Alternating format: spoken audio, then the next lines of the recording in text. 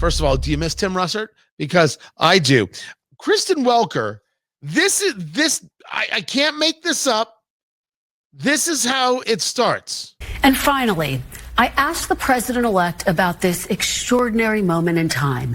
He is taking office against the backdrop of a country that is so sharply divided, and when he has yet to concede the 2020 election, which he lost. First of all, why are you bringing up 2020? Why are you bringing up concessions? Why are you bringing up the fact that he lost? We know that he lost. He's not the president until January 20th. We're fully aware that he lost. Why is this coming up? This is the kind of interview that needs to stop, because this interview has nothing at all to do with Americans and what matters to them. This has to do with progressives and whether or not they're making sure that Donald Trump is forced to account for his actions. Guys, he wasn't president for the last 4 years. Doesn't matter what he said. Doesn't matter if he said out loud concession. I concede. You know how I know he conceded? He left. He didn't stick around. All you're talking about sticking around and peaceful transfer of power, the whole thing, January 6th notwithstanding. By the way, Nick Searcy scheduled to be with us tomorrow to talk about January 6th, the actor and filmmaker and the research he's been doing. He left. Nobody had to point a gun at him. He left.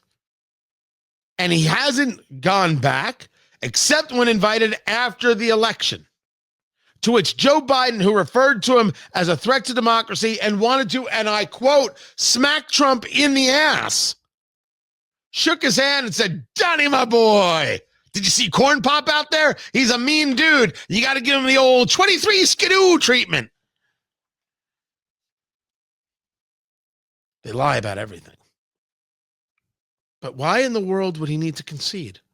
Why is this a subject that you would broach with the president-elect of the United States?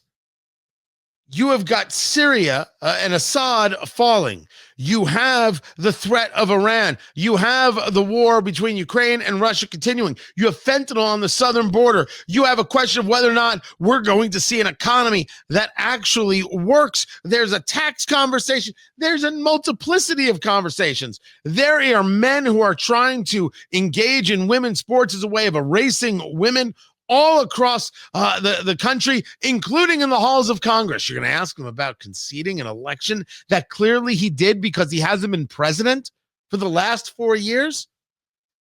This is what you consider important? Yep. Sir, I don't have to tell you this because you've talked about it. It comes at a time when the country is deeply divided. And now you're going to be leading this country for the next 4 years. For the sake of unifying this country, will you concede the 2020 election and turn the page on that chapter? No. Why does she think that somehow the country will be unified if he answers that question? Why in the world would she believe this? Joe Biden, for the sake of unifying the country, will you tell America that half of them are not garbage? What is she doing? Why would anybody buy into this? This isn't a question. This isn't journalism. This is pablum nonsense. People want more money in their pocket and be able to afford eggs. You know what I think people want to know about?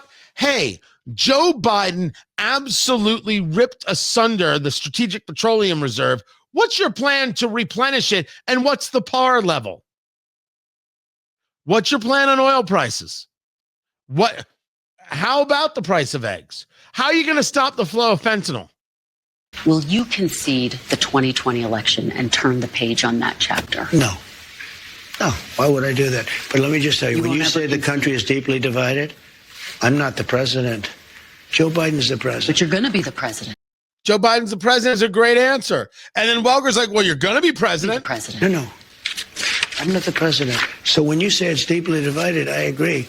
But Biden's the president. I'm not. I think it's the right answer from Trump. I think it is indeed the right answer. And let's take a look at who has done it. Let's take a look at the guy who's been divisive, the party that's been divisive, all the finger wagging and all of the hateful stuff that you, Welker, are now playing into. Oh, but it's still on Trump. And he has been a divider.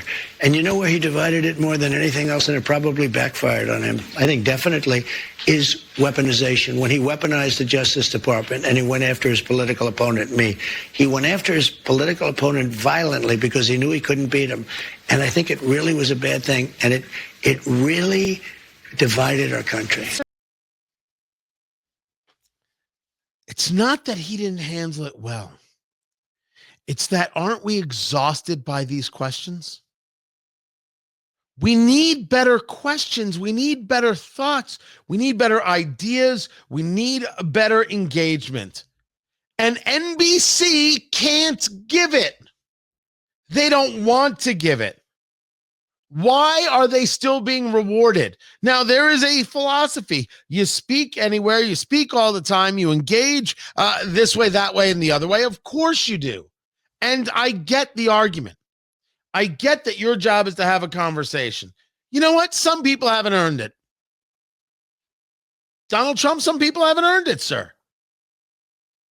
I'm a guy who thought you were a heavier lift than Ron DeSantis in the primary. I still hold to that. But here we are. A solidly run campaign, which it was.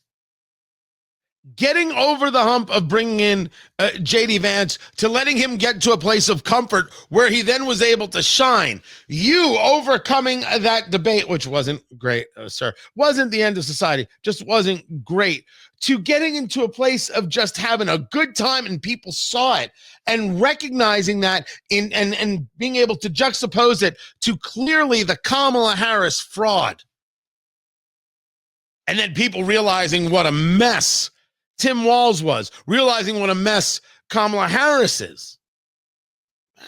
Great stuff. Great stuff.